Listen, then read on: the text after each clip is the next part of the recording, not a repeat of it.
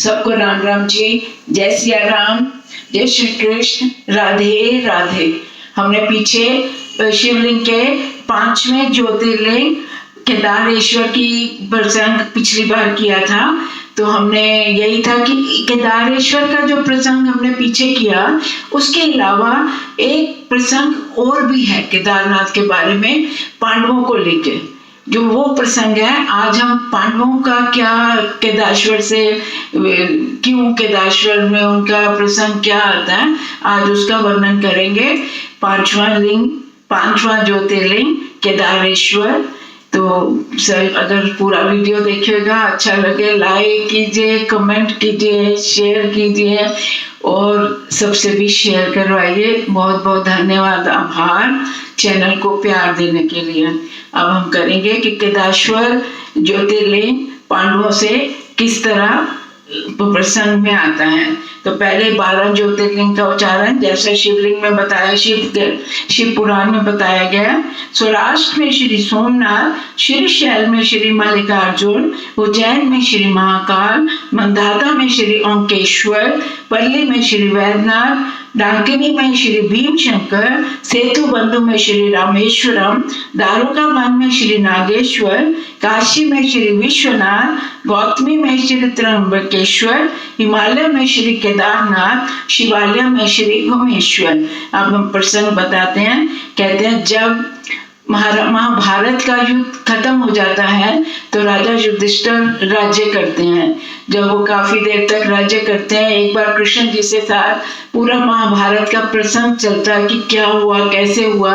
तो पांडव श्री कृष्ण को बोलते हैं, कृष्ण हमारे को तो बहुत पाप हो गए, हमारे से ब्रह्म हत्या का पाप हो गए, हमने गुरुओं की हत्या की, हमने बंधु बांधवों की हत्या की, ये तो बहुत पाप हो गया हमारे से। अब हमारे पाप का प्रायश्चित कैसे होगा? भगवान कृष्ण ने पूछते हैं पांडव सब।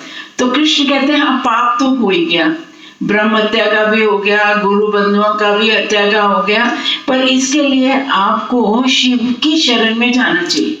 अपने पापों से छुटकारा पाने के लिए आपको भगवान शिव की शरण में जाना चाहिए।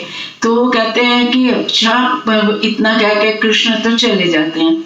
अब ये युधिष्ठिर काफी समय तक राज्य करते हैं। काफी समय के बाद जब इन 5 पांडवों को पता चलता है कि भगवान कृष्ण तो अपने लोक को चले गए हैं, वो कहते हैं जब कृष्ण ही चले गए धरती से तो हमारा यहाँ कहाँ काम है। तो वो भी शिव कहते हैं हम भी पहले अपने पापों का प्रायश्चित करने लगे, करते हैं, शिव भगवान को ढूंढते हैं। वो 5 द्रौपदी के साथ चल देते हैं। अब जहाँ जहाँ जाते हैं ये वहाँ की यहाँ शिव मिलेंगे, यहाँ शिव मिलेंगे, तो हर जगह उनको मिलता, कहीं भी शिव जो है मिलते नहीं है। आखिर में वो हिमालय के पर्वत तक पहुँचते हैं। तो वहाँ उनको जहाँ केदारनाथ पर्वत हिमालय पे, वहाँ वो क्या देखते हैं, उनको ऐसे लगा कि शिव है पर वो छुप गए हैं।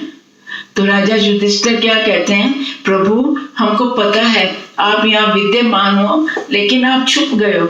इसलिए छुप गए ना कि हमारे पाप बहुत ज्यादा हैं और उसका प्रायश्चित बड़ा मुश्किल है। फिर भी हम आपको जरूर मिलना चाहते हैं, अपनी विनती करना चाहते हैं, अपना प्रायश्चित करना चाहते हैं, प्लीज कृपया अपने दर्शन दीजिए। तो वहाँ तो युधिष्ठिर ऐसे विनती कर ही रहे होते हैं, तो वहाँ एक बैल प्रकट होता है। तो वो कहते हैं युधिष्ठिर आप हो तो यहीं पर हमको दिखाई नहीं दे रहे। तो जैसे ही बैल उनके ऊपर झपटता है तो भीम उनको मारने के लिए दौड़ता है उस बैल को। तो बैल जो है 2 चोटियां होती हैं पहाड़ की, उन 2 पत्थरों के बीच में छुप जाता है। उसका सिर अंदर चला, धड़ अंदर होता है और बाकी पिछला हिस्सा अलग होता है। तो उसके बाद में वो जब होता है वहाँ घाटी के बीच में फंस जाता है वो बैल, तो उसके 2 हिस्से हो जाते हैं। जो धड़ होता है वो केदारनाथ में शिवलिंग के रूप में स्थिर हो जाता है, क्योंकि भगवान भोलेनाथ ही होते हैं वहाँ। और दूसरा हिस्सा जो होता है, कहते हैं ऐसा सुना जाता है, माना जाता है कि वो नेपाल में पशुपति के रूप में माना जाता है। तो उस बैल के जो 2 हिस्से थे, धड़ जो है वो केदारेश्वर के नाम से पूजा जाता है। और केदारनाथ की यही एक कहानी है जो पांडवों से जुड़ी हुई है। तो वहाँ वो अपने पापों का प्रायश्चित करते हैं, भगवान शिव उनको क्षमा देते हैं और सब पांडव द्रौपदी के साथ स्वर्ग चल जाते हैं। ओम नमः शिवाय, ओम नमः शिवाय, ओम नमः शिवाय।